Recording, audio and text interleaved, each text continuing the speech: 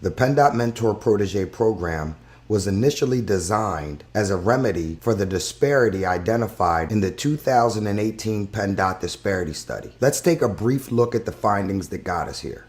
In 2018, a study was conducted by BBC Research and Consulting that found when all relevant prime contracts and subcontracts that PennDOT awarded during the study period were totaled, Black American-owned firms were found to have experienced underutilization, as represented by being the only group with the disparity indices of less than 100.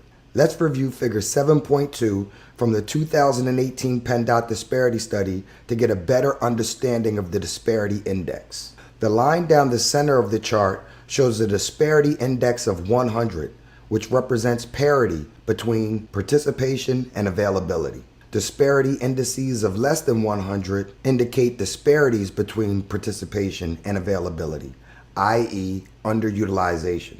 For reference, a line is also drawn at the index level of 80 because some courts use 80 as the threshold for what indicates substantial disparity. The PennDOT Mentor Protege Program, while being open to all DBEs, was developed specifically to help underutilized DBEs gain qualifications and PennDOT project experience. This is a critical concept for all PennDOT Mentor Protege Program stakeholders to understand as we set the proper expectation for participation in this program. It's also important to remember that the PennDOT Mentor Protege Program does not replace the DBE program. We do, however, believe that we have learned and will continue to learn valuable lessons from the PennDOT Mentor Protege Program about how to make the overall DBE program more equitable.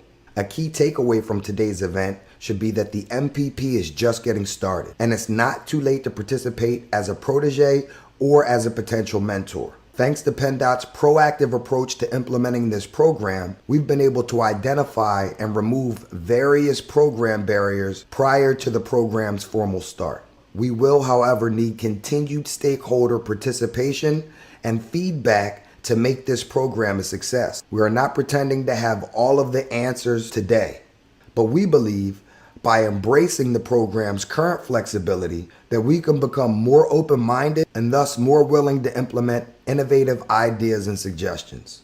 The Commonwealth has a unique opportunity as Federal Highway watches to see if Pennsylvania can develop an effective mentor-protege program model for the heavy highway industry.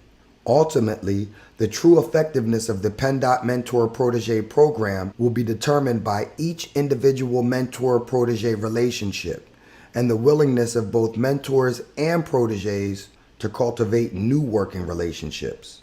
For this reason, we ask that you remember the intent of the Mentor Protege Program and that you consider stepping outside of the normal primes or subs that you work with on non-MPP PennDOT projects. Please be mindful that DBEs can also still participate on MPP projects without being utilized for the MPP provision.